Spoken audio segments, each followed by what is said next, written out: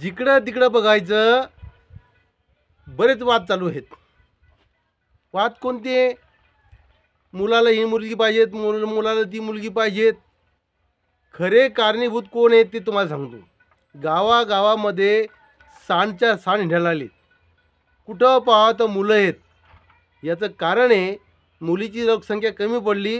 याचं खास कारण आहे जे आताची मुलं आहेत त्यांचेच आईवडील आहे असं म्हणलं चालते. कारण त्यांना काय विचार केला, मुलगी नको मुलगाच पाहिजे, मुलगी नको मुलगाच पाहिजे. कोणी विचार केला? जे आताचे नवरदेव आहेत त्याच्या आईवडिलांना.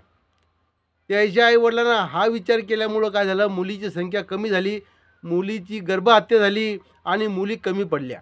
आता मुली कमी पडल्यामुळं मुलाची संख्या वाढली आणि मुलाची संख्या वाढल्यामुळं बरेच मुलं नवरदेव बाकी आहेत, लग्नाचे बाकी आहेत. मग आता मुली आणतात कुठून तुम्ही सांगा. आता ज्यावेळेस मुलीची गर्भहत्या चालू होती त्यावेळेस सर्वांना असं वाटत होतं की मला मुलगा पाहिजे, मला मुलगा पाहिजे. मुलीचा कोणीच विचार करीन ना. मग सगळ्यांना मुलं होऊ दिले, सगळ्यांना मुलं होऊ दिले आणि मुली मग त्यावेळेस कमी झाल्या.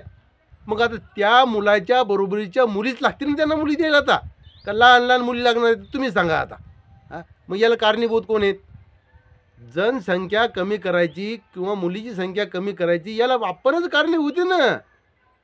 दुसरं कोण कारणीभूत आहे?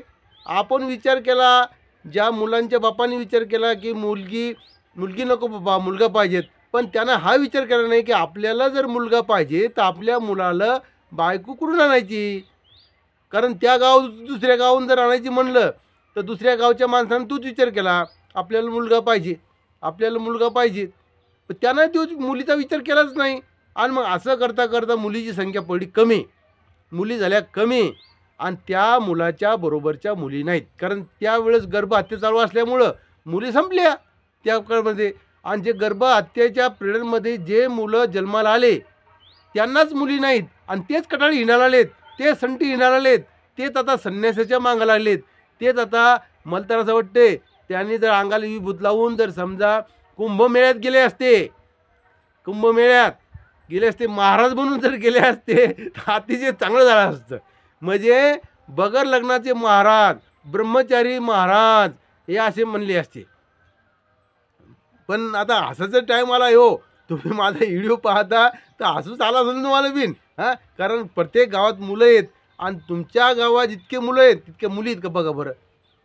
तुम्हाला जर वाटत असेल तितक्या मुली आहेत, शेजारच्या गावात बघा तुम्हाला मुलं दिसतात, त्याच्या शेजारच्या गावात बघा मुलं दिसतात, त्याच्या शेजारच्या गावात बघा, अरे मुली दिसूनच नाही राहिल्या, मुलं दिसायला लागले. मग असे बाल ब्रह्मचारी संटेच्या संटी हिंडायला लागले. हे संटेच्या संटे हिंडायला जे लागलेत ना, ते याचं कारण फक्त हे त्यावेळेचे त्यांचे आईवडीलच.